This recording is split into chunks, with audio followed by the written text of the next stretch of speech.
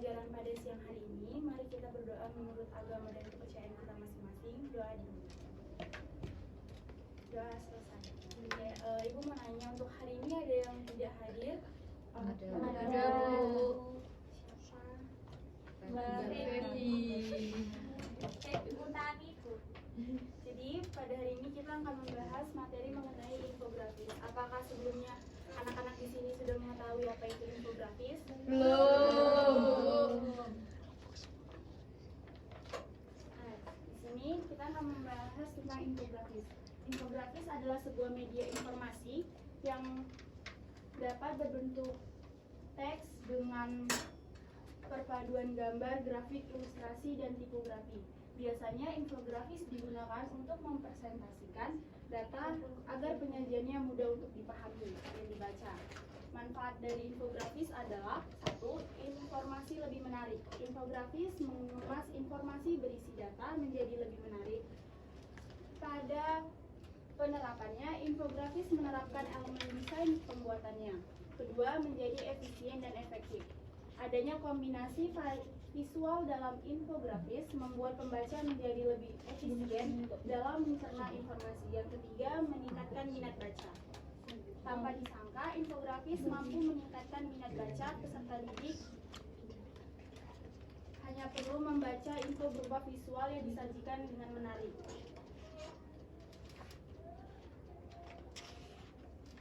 Di sini ada contoh dari infografis dan iklan. Jadi sebenarnya infografis dan iklan ini hampir sama, tapi infografis itu dia lebih banyak isi tentang penjelasannya di dalam medianya. Sebelum melanjutkan pembelajaran, kita akan ice breaking dulu. Mungkin ada yang bisa membantu Ibu?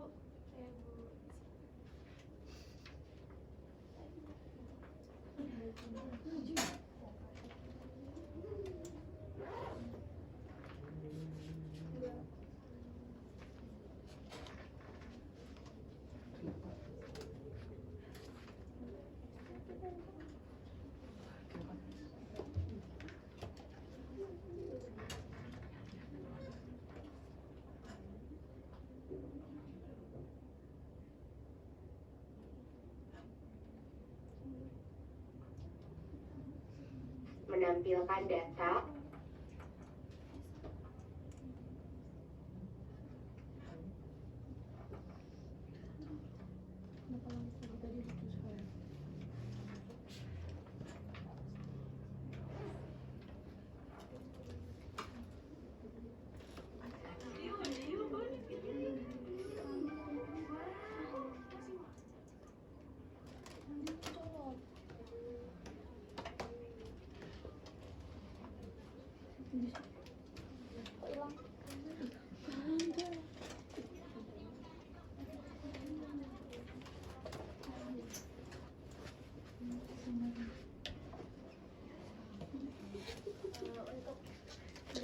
anak-anak yang lainnya silakan duduk berdiri ya.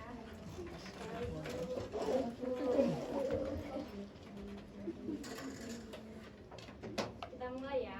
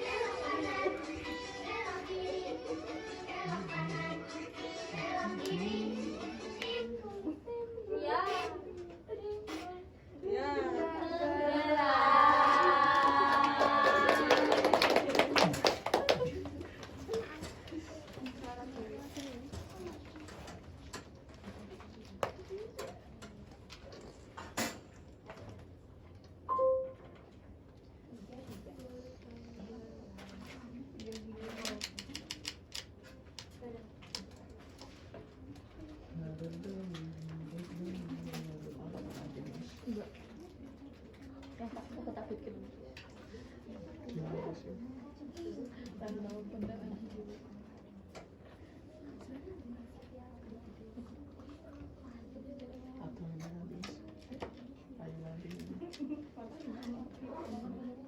Selanjutnya kita masuk pada jenis dan contoh infografis. Mungkin ada yang bisa membantu ibu untuk membacakannya. Ya mbak. Jenis dan contoh infografis. Yang pertama ada statis. Pertama ada infografis berjenis statis. Sesuai dengan nama jenisnya, infografis ini disajikan hanya menggunakan komponen visual saja tanpa diikuti audio ataupun animasi yang bergerak. Infografis jenis ini umumnya ditampilkan pada kegiatan formal seperti pemaparan presentasi kegiatan resmi. Infografis jenis statis ini bisa memudahkan penyajian data menjadi lebih mudah.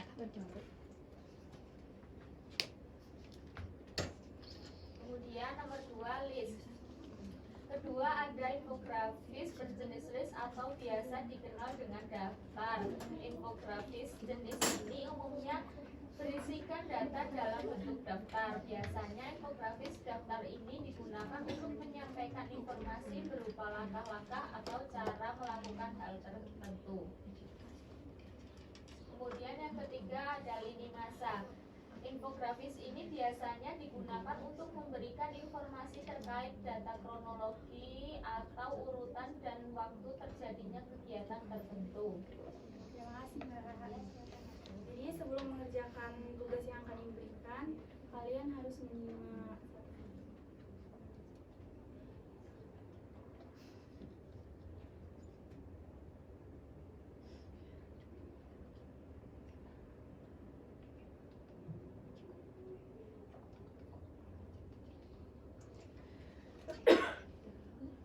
Dengan penyajian yang mudah untuk dipahami dan dibaca.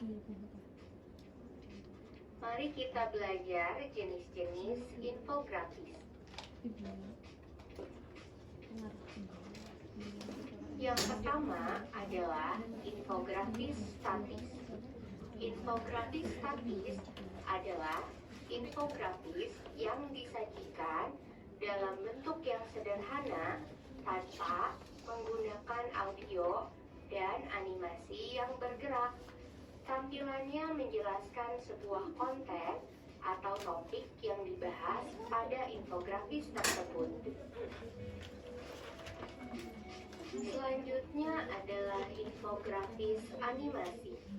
Infografis animasi adalah infografis yang menampilkan animasi bergerak yang juga memiliki elemen audio dan visual. Keduanya dibuat agar infografis yang disajikan dapat lebih menarik dan mudah dipahami.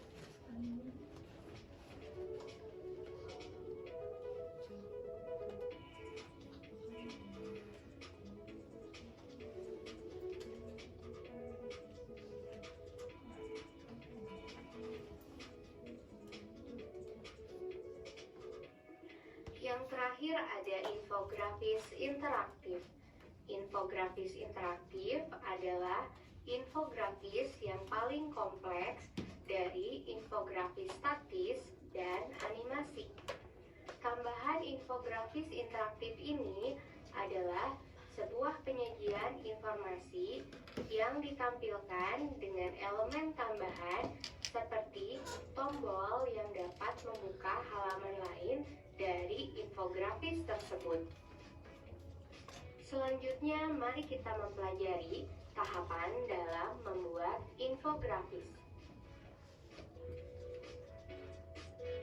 Tahapan yang pertama adalah perancangan konten infografis. Kamu harus menentukan untuk apa infografis yang akan kamu buat. Tentukan tujuan infografis yang dibuat. Misalnya, tujuannya untuk edukasi, himbauan, atau ajakan. Selanjutnya, tentukan sasaran audiensmu. Dengan hal ini, kita dapat memilih konten grafis dan gaya bahasa yang tepat sesuai dengan audiens yang akan kita tuju. Hal penting lainnya adalah kebenaran isi konten. Kebenaran isi konten haruslah jelas dan masuk akal agar terhindar dari berita bohong atau penulisan yang tidak tepat. Pastikan infografismu berisi informasi yang menyajikan fakta yang aktual. Oke, sekarang Ibu mau kita berhitung untuk membagi kelompok mengerjakan tugas pada hari ini. Mungkin bisa dimulai dari yang paling belakang. 1, 2, 3. Satu kelompok 5 orang. 3 4 5 6 1, 1 2, 3, 4. 1, 3, 4, 5, 1, nah 3, 4, 3 kan 1.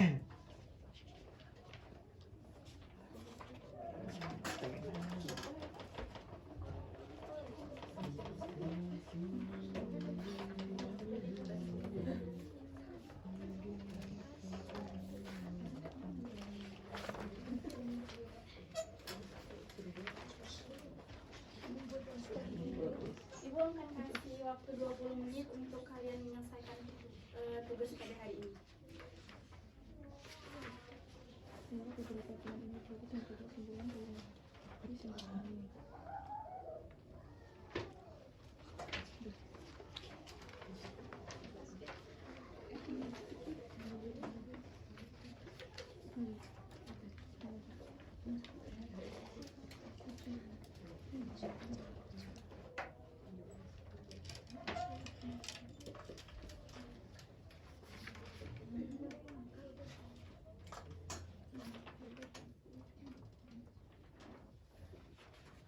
Mungkin ada yang ingin ditanyakan, kurang dimengerti. Sudah Bu. Ini ya Bu, dikerjakannya di kolom yang ini Bu.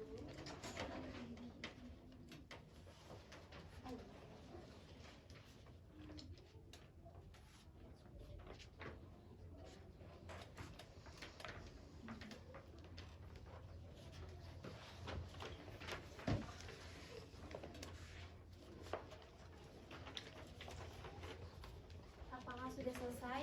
Sudah. Sudah. Mungkin perwakilan dari dua kelompok. Ada yang maju. Saya Bu. Mbak yang belakang. Mbak Silvi. Iya. Siap. Satu lagi. Baik Bu.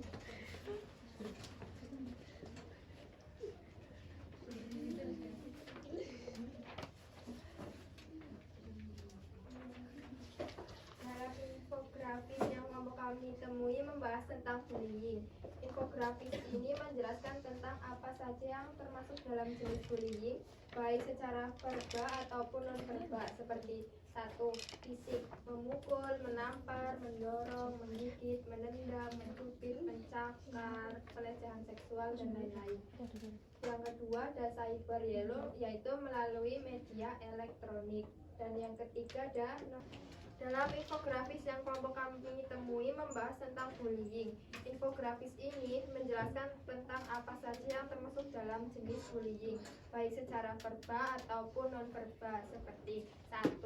Fisik, memukul, menampar, mendorong, menggigit, menendang, mencubit, mencakar, pelecehan seksual, dan lain-lain.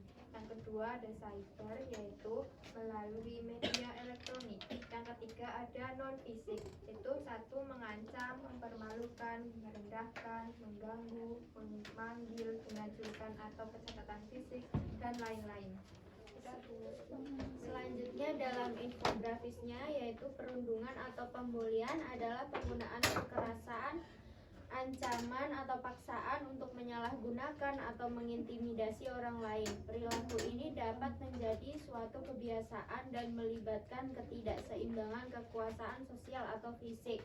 Dalam infografis yang tertera ini juga membahas dampak bullying bagi korban seperti 1. Kesakitan fisik dan psikologis, 2. Kepercayaan diri yang merosot, 3. Adanya rasa malu, rasa trauma, merasa sendiri, serba salah, Yang keempat, korban menjadi pribadi yang tertutup atau korban mengasingkan diri dari sekolah ataupun dengan orang-orang di sekitar. Lalu yang kelima, adanya timbul rasa ingin bunuh diri dan dapat mengalami gangguan jiwa. Terima kasih Mbak. Boleh tepuk tangan untuk teman-teman yang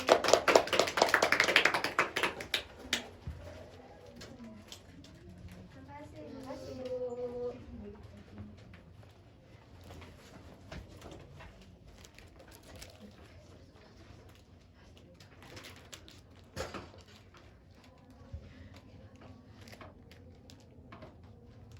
Sebelum mengakhiri pembelajaran pada siang hari ini, mungkin ada yang ingin ditanyakan.